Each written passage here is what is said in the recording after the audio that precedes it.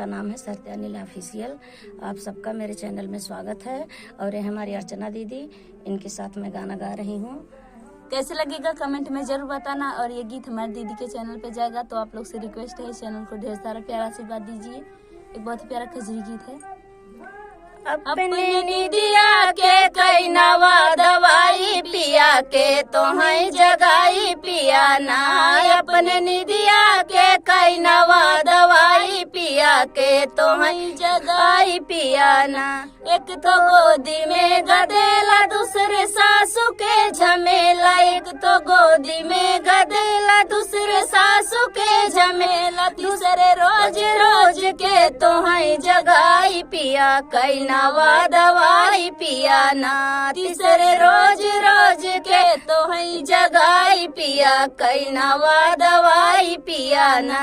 अपने निदिया के कई नवा दवाई पिया के तो है जगाई पिया ना। एक तो गोदी में गदेला, दूसरे जेठनी के झमेला। एक तो गोदी में गदे, दूसरे जेठनी के झमेला। तीसरे रोज रोज के तो है जगाई पिया कई नवा दवाई पिया ना। तीसरे रोज रोज के तो है जगाई पिया कई नवा दवाई पिया ना।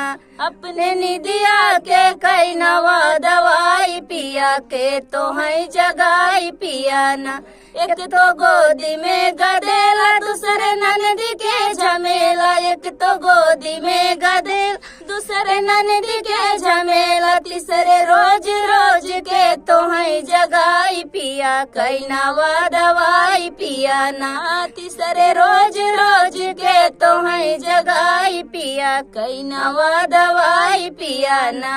अपने निदिया के कई नवा दवाई पिया के तो है जगाई पिया ना।